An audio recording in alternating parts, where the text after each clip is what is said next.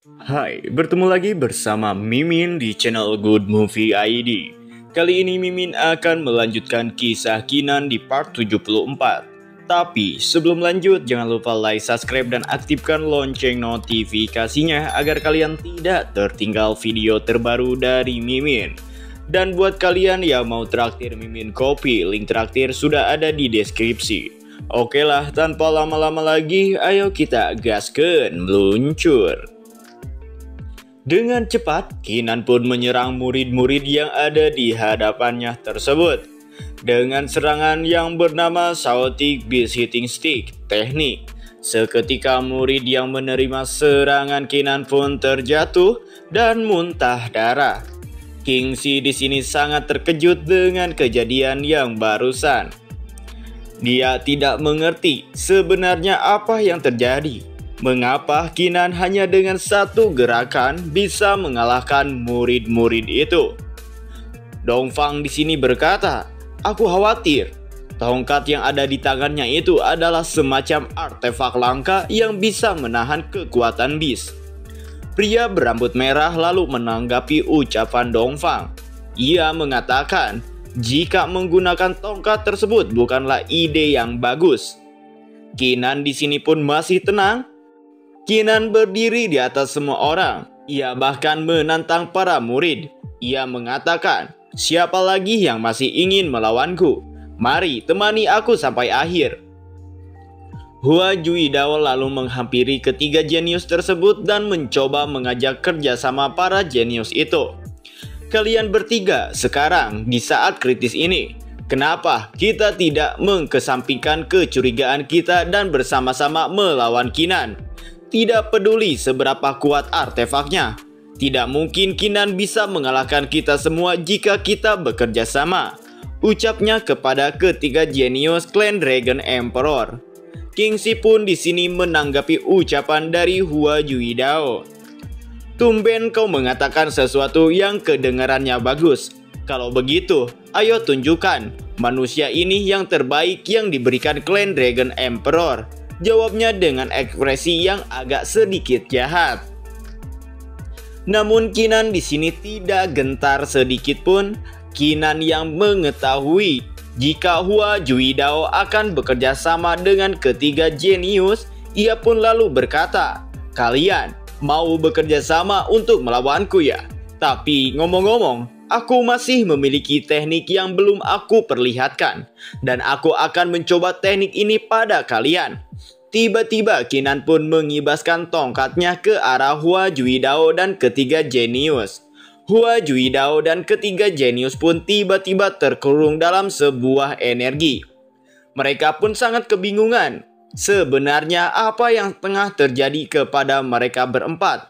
Dongfang di sini pun baru menyadari jika kekuatan martial progenitornya tidak bisa digunakan. Ia merasa jika kekuatannya tersegel ketika aura tersebut mengurung dirinya dan yang lainnya. Dongfang lalu melirik ke arah Kingxi dan berkata, "Aku tidak bisa menggunakan kekuatan Beast progenitorku lagi."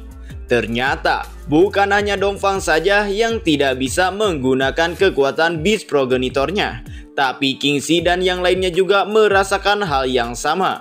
Dirinya tidak bisa menggunakan kekuatan Beast progenitornya juga. Kemudian Kinan pun mengarahkan tangannya kepada mereka berempat dan tampak sebuah angin seperti menyedot sesuatu dari mereka berempat.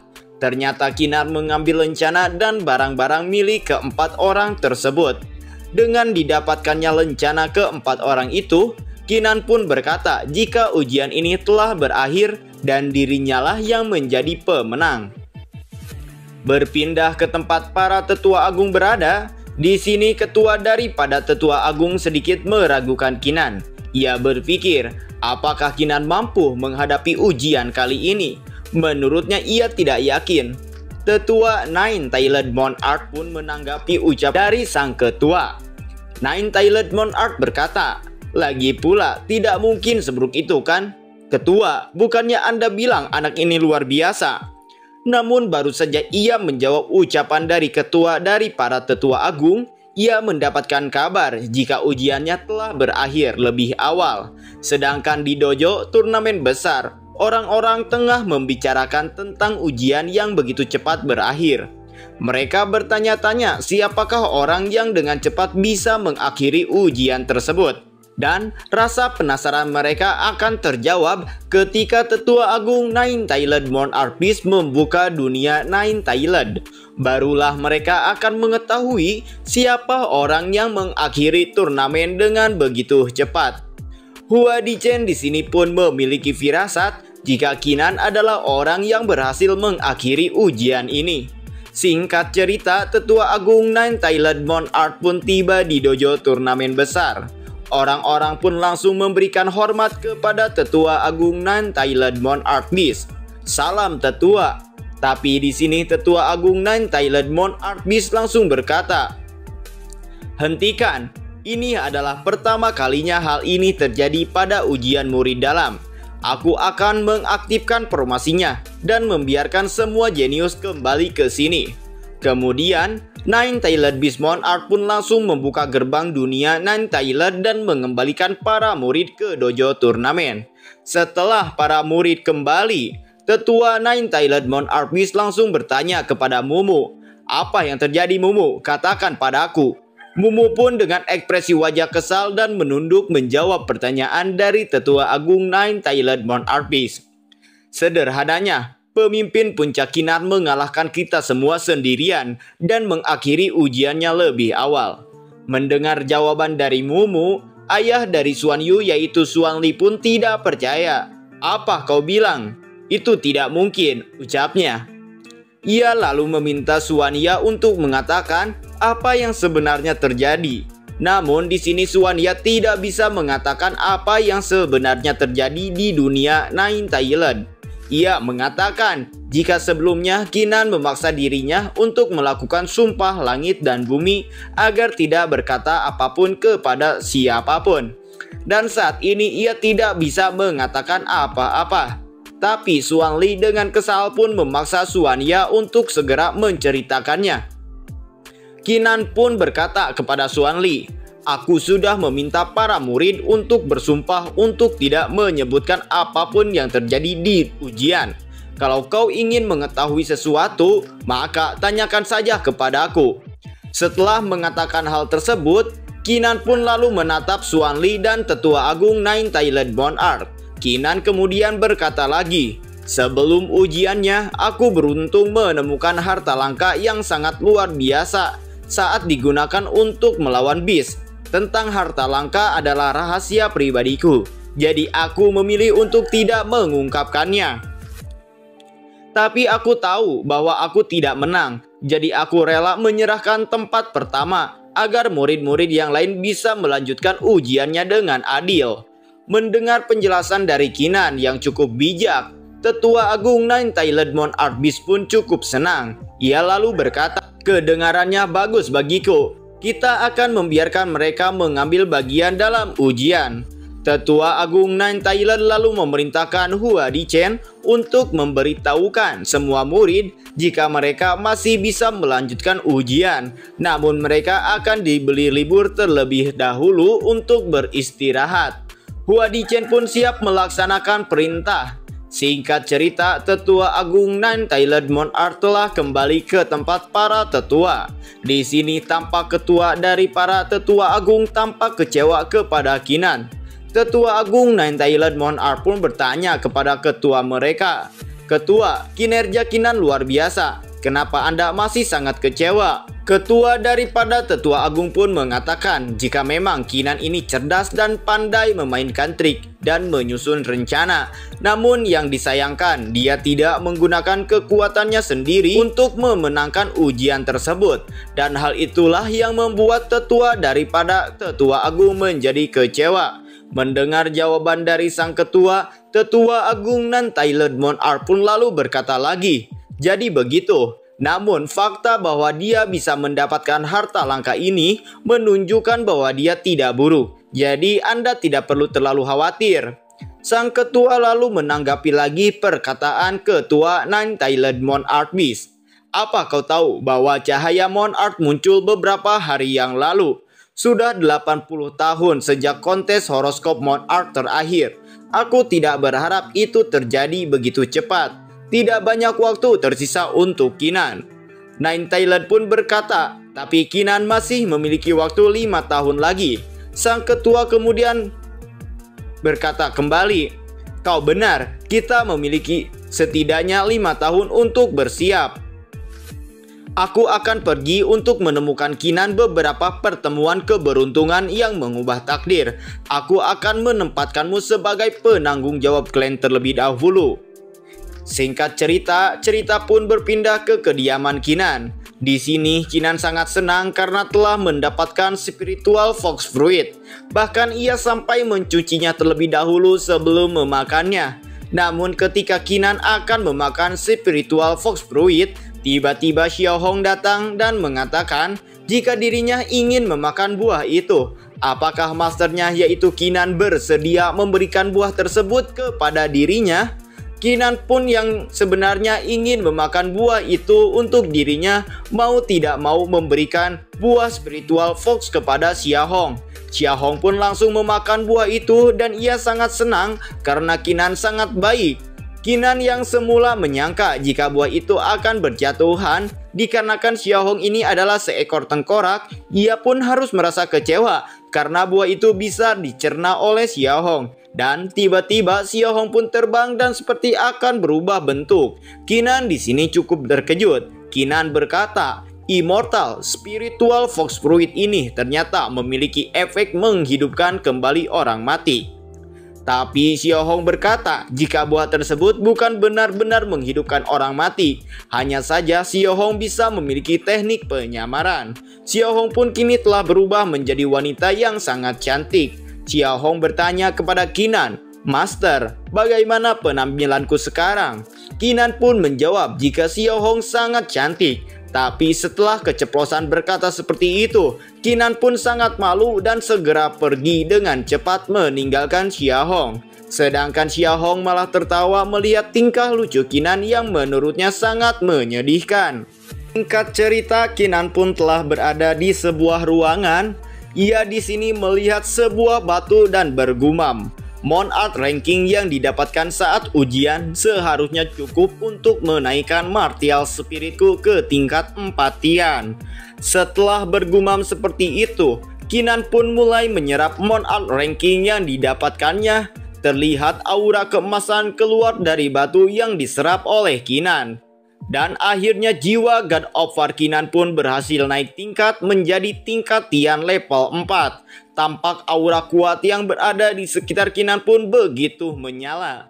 Keenan merasa lega, akhirnya usahanya tidak sia-sia. Dia dapat meningkatkan jiwa bela dirinya ke tingkat lebih tinggi lagi. Tiba-tiba jiwa God of War mengeluarkan cahaya dari matanya yang langsung masuk ke dalam mata Keenan. Di alam kesadaran ilahi milik Keenan, jiwa God of War berkata, Master, waktunya hampir habis. Jangan lupa, aku di sini sedang menunggu Anda. Setelah perbincangan singkatnya dengan God of War, Keenan pun tampak berkeringat dingin. Ia pun merasa jika memang waktunya sudah tidak banyak lagi dan dia harus segera memperkuat dirinya dan segera mungkin mendobrak South Heaven Gate. Keenan berpikiran jika pasti ada sesuatu yang terjadi sehingga jiwa God of War mengingatkan Keenan. Cerita berpindah ke kediaman Tetua Agung Nine Tailed Monart. Di sini Tetua Agung Nine Tailed Monart mendapatkan sebuah surat yang berisi jika kompetisi Monart Ranking Battle akan segera dimulai. Ia tidak menduga jika kompetisi tersebut akan dimulai lebih cepat, tidak sesuai dengan dugaannya. Beralih kembali ke puncak manusia, tempatnya di lantai 2 aula kultivasi puncak manusia. Terlihat seekor tengkorak kecil melambaikan tangannya kepada Keenan. Di sini tengkorak kecil itu berkata kepada Keenan, Master, Nine Tailed Monart Beast telah mengirimkan pengumuman baru.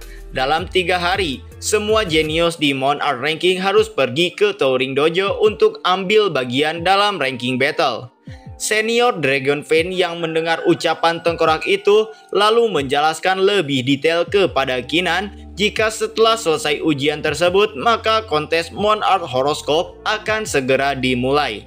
Kinan pun mulai paham dengan situasi yang akan terjadi. Di sini Kinan memikirkan teman-temannya. Ia berpikir apakah Tangkisan, Gongyang, dan Jiang Bilan akan mengikuti kompetisi Mount Out Ranking kali ini. Namun yang paling dirindukan oleh Kinan tentu saja sang pujaan hati, yaitu Putri Miao Miao. Kinan berharap jika Putri Miao Miao juga mengikuti ujian tersebut karena ia ingin bertemu dengan Putri Miao Miao. Melihat ekspresi Kinan yang tampak berbunga-bunga, si tengkorak kecil dan senior Dragonfang pun bergosip. Tampaknya Kinan tengah memikirkan pujaan hatinya. Mendengar jika dirinya tengah dibicarakan, seketika Kinan pun menjadi kesal kepada kedua makhluk tersebut. 3 hari kemudian di gerbang utama puncak manusia, ketika Kinan akan pergi menuju dojo Thoring, terlihat di sini Xuan Yu telah menunggu Kinan. Kinan cukup terkejut dengan kehadiran Xuan Yu. Kinan pun bertanya kepada Xuan Yu, "Xuan Yu, apa yang kamu lakukan di sini?" Xuan Yu pun menjawab, "Bukannya kau akan bertempur di puncak naga? Aku datang untuk membawamu ke sana." "Terima kasih banyak," jawab Kinan dengan semangat. Xuan Yu pun langsung berubah ke mode Zuan-nya. Ia menundukkan kepalanya dan mengajak Kinan naik ke tubuhnya agar mereka bisa bergegas berangkat. Setelah Kinan menungganginya, mereka berdua pun langsung pergi menuju ke Touring Dojo. Singkat cerita, Kinan pun telah tiba di Touring Dojo. Terlihat sudah banyak murid yang berbaris di sana. Tetua pembimbing pun langsung menghampiri Kinan. Tetua pembimbing lalu berkata kepada Kinan, "Kita semua di sini. Ayo, tunggu 2 tim pertama pergi, lalu kita pergi. Kinan, kau akan memimpin grup ini." Ternyata ketua pembimbing menjadikan Kinan sebagai ketua dari timnya. Tentu saja Kinan dengan senang hati menerima tawaran itu. Ia pun memberi hormat kepada tetua pembimbing dan siap akan melaksanakan misinya tersebut. Kelompok pertama pun telah datang dan siap berangkat. Terlihat kelompok pertama diisi oleh orang-orang kuat. Tampak 3 orang kuat ada di sana. Kinan yang melihat ketiga orang itu langsung bergumam. Jadi, mereka jenius sebenarnya dari klan Dragon Emperor. 3 master muda dari suku Asian Purple Garden, Battle Dragon, suku Nine-Tailed Skyfox, dan suku Demonic Killian. Kelompok kedua yang dipimpin oleh Mumu juga siap berangkat. Tampaknya Mumu sudah semakin kuat, jadi dirinya sekarang dipercaya untuk memimpin sebuah kelompok. Setelah kedua kelompok berangkat, ketua pembimbing pun langsung memimpin kelompok Kinan untuk segera berangkat juga. Singkat cerita, mereka pun tiba di sebuah tempat. Terlihat ada banyak sekali batu yang berterbangan di tempat itu. Tetua pembimbing mengatakan jika batu-batu yang berterbangan itu adalah sebuah dojo, dan dojo yang akan ditempati Kinan adalah dojo ke-13. Kinan pun diminta oleh tetua pembimbing membawa semua murid yang ada di kelompoknya untuk pergi ke dalam dojo. Kinan pun lalu meminta semua murid yang ada di kelompoknya untuk segera mengikutinya. Di dalam dojo ke-13 ternyata sudah banyak sekali orang yang berada di sana. Kinan bertanya-tanya apakah orang-orang yang ada di sini masihlah murid dari sekte klan Dragon Emperor, karena mereka semua sangat asing bagi Kinan. Tiba-tiba seorang pria botak yang diketahui bernama Xiang Liang pun di sini berkata dengan keras kepada Kinan. Dia mengejek Kinan dengan mengatakan jika dirinya tidak menduga jika pemimpin sekte klan Dragon Emperor memiliki peringkat rendah, yaitu hanya berada di peringkat 2101. Kinan pun melihat si botak itu. Melihat Kinan yang melirik ke arahnya, si botak songong itu kembali berkata kepada Kinan, "Kenapa kau melihatku? Apa kau tidak suka?" ucapnya sambil seperti menantang Kinan. Mendengar jika Kinan terus dihina, Xuan Yu pun sangat kesal. Ia berkata kepada si botak agar mengurus urusannya sendiri. Si botak dengan tatapan mengejeknya kemudian berkata kembali, "Sepertinya latar belakang Kinan lebih menakutkan dari yang aku bayangkan. Memaksamu untuk mengatakan sesuatu yang tidak ingin kau katakan. Kurasa aku juga tidak mampu menyinggung perasaannya." Suan Yu yang sudah tidak tahan pun kemudian bangkit dan seperti akan menghajar si botak. Namun Kinan di sini menghentikan Suan Yu. Kinan berkata kepada Suan Yu, tidak perlu berbicara omong kosong dengannya. Semuanya akan diperjelas di atas ring. Terlepas dari kegaduhan tersebut, orang-orang di sini kemudian mempertanyakan tentang orang yang berperingkat 1001 yang masih belum datang juga. Di sini mereka berkata, yang peringkat 1001 masih belum datang. Semua orang di dojo ke-13 harusnya sudah ada di sini kan? Itu adalah orang yang paling kuat di dojo kita. Namun tiba-tiba orang yang dibicarakan mereka pun akhirnya tiba. Ya, orang tersebut ternyata adalah senior Tangkisan. Senior Tangkisan masuk ke dalam dojo dengan sangat gagah. Terlihat Tangkisan juga sudah semakin sangat kuat. Kinan yang melihat jika seniornya mengikuti kontes ini pun langsung bergumam. Ternyata senior Tangkisan berada di peringkat 1001. Kekuatan tempur senior yang sebenarnya sudah sebanding dengan martial progenitor lapisan ke-8. Tubuhnya tampak mengandung kekuatan Imperial Examinator. Benar-benar layak menjadi penerus Imperial Examinator. Tangkisan juga yang melihat Kinan cukup terkejut karena ternyata Kinan mengikuti ujian ini juga. Tangkisan lalu mengayunkan pedangnya ke arah Kinan. Orang-orang yang melihat kejadian itu berpikiran, apakah Tangkisan ini memiliki dendam juga terhadap Kinan sampai-sampai ia mengayunkan pedangnya kepada Kinan. Namun menurut si botak, gerakan tersebut diberi nama gerakan melambaikan pedang Heaven Saber Six. Dan orang yang melakukan gerakan tersebut digunakan ketika mereka bertemu dengan sahabatnya. Melihat Kinan adalah sahabat dari Tangkisan, di sini si botak dengan senyuman jahat lalu bergumam, karena kau sahabatnya Tangkisan, jangan salahkan aku karena menyalahkanmu. Aku tidak bisa mengalahkan Tangkisan, tapi tidak masalah berurusan denganmu Kinan. Ternyata si botak ini memiliki dendam kepada Tangkisan. Namun dikarenakan dia tidak bisa mengalahkan Tangkisan, maka dendamnya yang tersebut akan dilimpahkan kepada Kinan. Singkat cerita, utusan Monart Ranking pun lalu memberikan pengumuman. Utusan Monart Ranking pun berkata, Monart Ranking Battle akan segera dimulai. Ini aturannya. Semua kontestan adalah lawan yang dipilih secara acak. Kalian masing-masing akan mengikuti 5 pertarungan. Setelah selesai, peringkat kalian akan disesuaikan berdasarkan kinerja kalian. Mereka yang berhasil meningkatkan peringkatnya lebih dari 100 akan diberi hadiah oleh Monart Ranking. Mereka yang peringkatnya meningkat lebih dari 500 akan menerima hadiah khusus. Setelah pengumumannya selesai, ia pun memulai pertarungannya, di mana pertarungan perdana dimulai dengan 2 orang murid yang bernama Yang Xin dan Tian Hao. Namun Kinan merasa bosan dikarenakan pertarungannya sudah pasti sangat membosankan.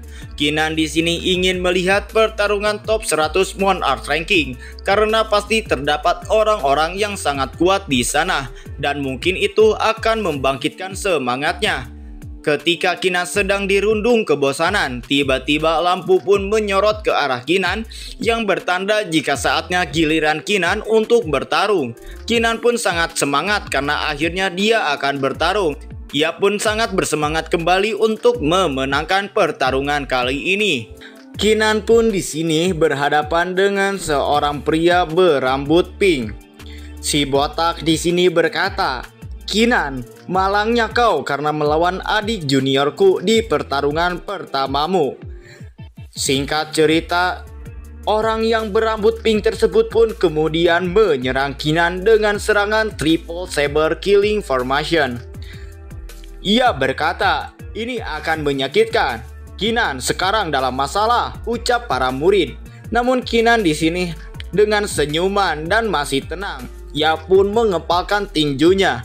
Kinan kemudian berkata, hanya formasi sedang, 1 pukulan sudah cukup untuk menghancurkannya. Kinan pun melepaskan serangan dari tinjunya yang membuat pedang-pedang dari serangan si pria berambut pink pun hancur seketika. Tentu saja, si pria berambut pink pun langsung terkejut. Ia tidak menyangka jika serangannya tersebut berhasil dipatahkan oleh Kinan hanya dengan satu pukulan saja. Kemudian Kinan kembali memukul orang itu yang membuat orang itu terpental.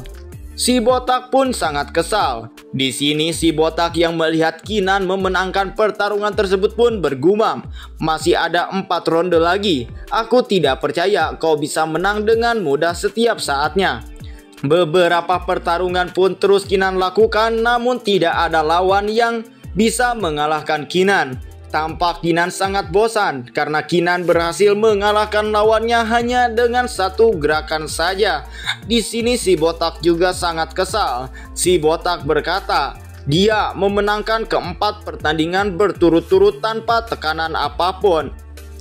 Kinan yang sambil duduk, ia berpikir jika ini terasa aneh. Ia kemudian bergumam, "Aneh. Sangat aneh, lawanku jadi semakin lemah setiap pertandingan. Mungkinkah ini dilakukan oleh utusan Monarch?" gumam Kinan.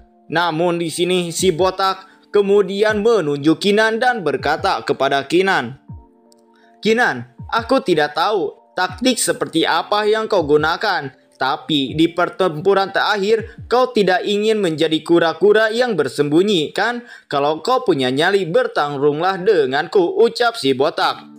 Kinan pun kemudian mencangkupkan tangannya. Kinan kemudian menjawab tantangan si botak, "Aku bosan selalu menang dengan mudah. Meskipun aku sudah pasti akan menang melawanmu, tapi setidaknya kau sedikit lebih tahan lama dari mereka, kan?" ucap Kinan sambil meledek si botak.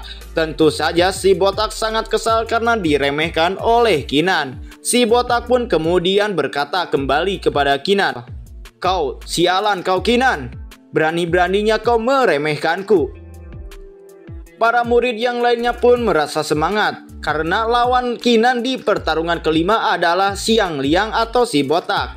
Singkat cerita, Kinan dan si botak pun sudah berada di dalam arena. Si botak di sini tertawa sangat senang. Ia tampaknya meremehkan Kinan. Si botak berkata, "Akhirnya aku menunggu untuk momen saat ini, bocah. Bahkan kalau kau tidak berlutut dan menyerah, aku tidak akan membiarkanmu pergi." Si botak kemudian langsung menyerang Kinan dengan teknik rahasia yang bernama Heaven Saber, the Saber of the Galaxy. Terlihat si botak pun mengeluarkan banyak sekali pedang. Pedang-pedang tersebut pun kemudian menyerang Kinan. Namun Kinan hanya tersenyum. Ternyata Kinan membentengi dirinya dengan martial tree-nya. Terlihat orang-orang di sini juga sangat terkejut. Ternyata Kinan ini sulit diprediksi. Bahkan Kinan ini sebenarnya menyembunyikan kekuatan aslinya. Mereka bergumam, sepertinya Kinan sudah menyembunyikan kekuatan aslinya. Dia sudah mencapai martial progenitor realm lapisan keempat. Tidak heran dia menduduki peringkat 2001 meskipun hanya memiliki martial spirit tingkat 1 Tian. Sepertinya pemenang dari pertempuran ini sulit diprediksi, ucap mereka. Bahkan si botak ini menyadari jika Kinan telah menyembunyikan kekuatannya. Si botak bergumam, "Sepertinya aku sudah meremehkanmu, tapi apa bedanya? Tetap aku yang akan menang." Si botak kembali mengeluarkan kekuatannya. Jurus tersebut bernama Spirit Accumulating Formation. Ia pun kemudian kembali mencoba menyerang Kinan. Namun Kinan masih santai-santai saja. Si botak sudah percaya diri. Ia berkata, "Kinan, sudah kubilang aku akan memenangkan pertarungan ini." Kemudian Kinan yang merasa serangan si botak ini cukup kuat, ia pun kemudian memanggil martial spiritnya, yaitu jiwa God Overnya. Si botak sudah sangat percaya diri. Si botak berkata, "Perbedaan apa yang akan dibuat oleh martial spirit tingkat 1 Tianmu itu?" Namun ia sangat terkejut. Ternyata martial spirit Kinan bukanlah tingkat 1 melainkan tingkat 4 Tian. Dan apakah yang akan terjadi selanjutnya? Jangan kemana-mana, tetap tonton channel Gold Movie ID karena Mimin akan melanjutkan kisah selanjutnya di part 75.